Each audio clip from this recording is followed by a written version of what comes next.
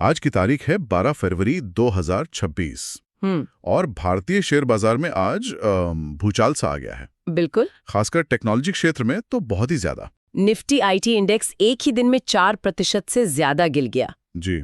और टीसीएस, विप्रो जैसी बड़ी कंपनियां वो अपने 52 सप्ताह के सबसे निचले स्तर पर पहुंच गईं।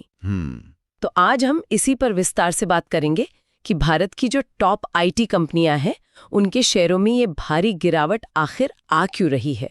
हमारे पास कुछ स्रोत हैं जो इसके पीछे के कई अहम कारणों पर रोशनी डालते हैं। और हमारा लक्ष्य है इन सभी पहलुओं को समझना, क्योंकि ये सिर्फ भारत के बाजार की बात नहीं है। अच्छा। इसके तार अमेरिका की अर्थव्यवस्था से, वहां की ब्याज दरों से और एक ऐसी नई टेक्नोलॉजी से जुड़े हैं जिसके बारे में आज हर कोई बात कर रहा है, आर्टिफिशियल इंटेलिजेंस यानी एआई। बिल्कुल। तो चलिए इस उलझी हुई तस्वीर को परत दर परत सुलझाते हैं। सबसे पहले आइए इन आंकड़ों को समझते हैं। ये गिरावट आखिर कितनी बड़ी है?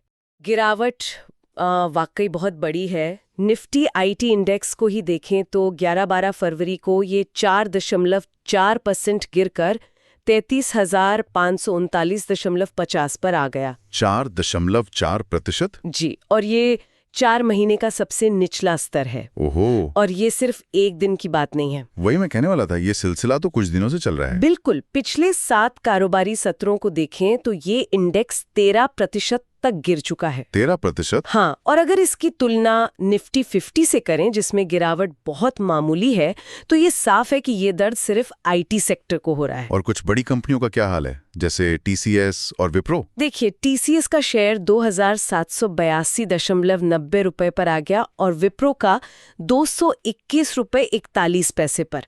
ये दोनों के 52 सप्ताह के नए लो हैं। और सिर्फ यही नहीं, इन्फोसिस और एचसीएल टेक जैसी दूसरी कंपनियां भी 4 से 5% तक नीचे थी। मतलब पूरा सेक्टर ही लाल निशान में है। ठीक है, तो अब बात वाकई दिलचस्प हो जाती है। इस भारी बिकवाली के पीछे जो सबसे बड़ा डर बताया जा रहा वो है आर्टिफिशियल इंटेलिजेंस का। निवेशकों को ऐसा क्यों लग रहा है कि एआई अब वो काम करने लगा है जो पारंपरिक रूप से भारतीय आईटी कंपनियां करती थीं? ये डर निराधार नहीं है।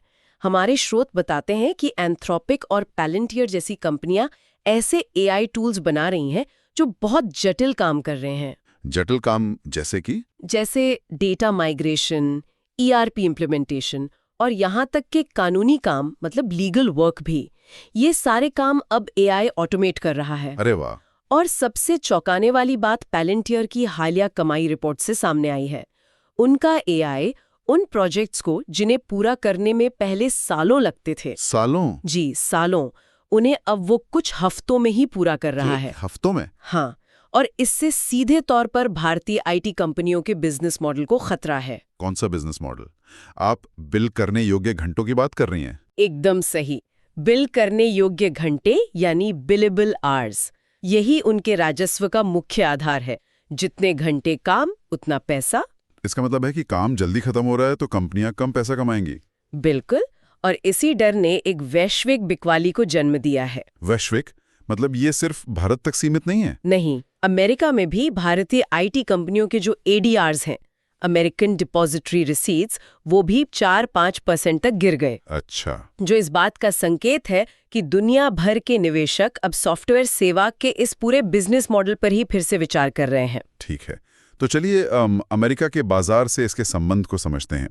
भारतीय आईटी शेयरों का गिरना केवल एआई के डर तक तो सीमित नहीं है। इसका एक बड़ा कारण अमेरिकी टेक बाजार में चल रही कमजोरी भी है ना? इसका सीधा संबंध है। बिल्कुल।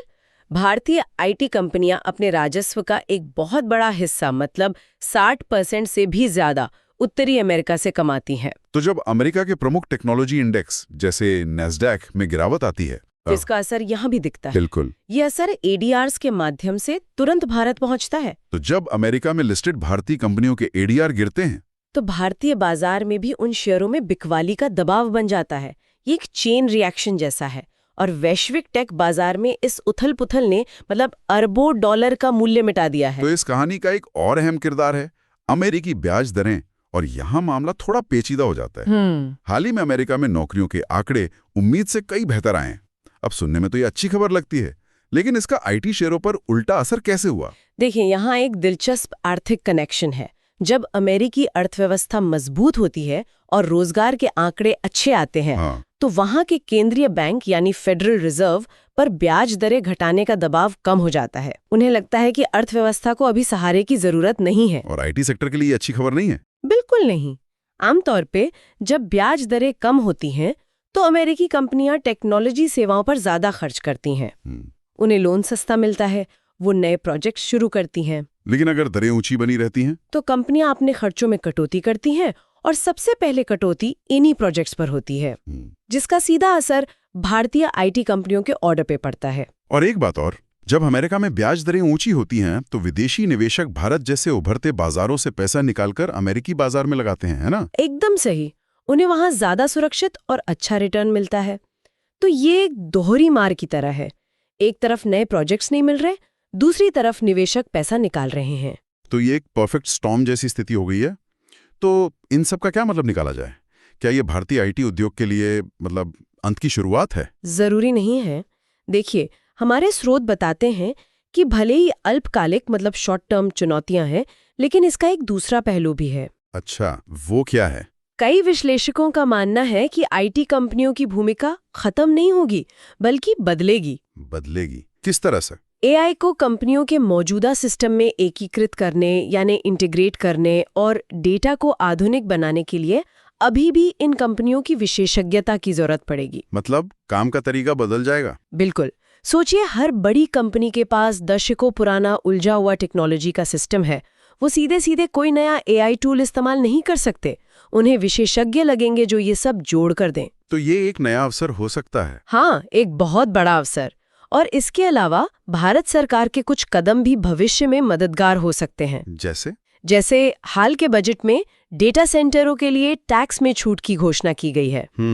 एआई को चलाने के लिए बहुत बड़े डेटा सेंटरों की जरूरत होती है, तो ये कदम लंबी अवधि में एआई संचालित मांग को बढ़ावा दे सकता है। तो सारा दारोमदार इस बात पर है कि ये कंपनियां खुद को कितनी तेजी से बदलती हैं। बिल्कुल। इस सेक्टर का भविष्य इसी बात पर निर्भर करेगा कि ये आईटी दिग्गज एआई को एक खतरे के रूप में देखने के बजाय उसे अपनी सेवाओं का हिस्सा कैसे बनाते हैं।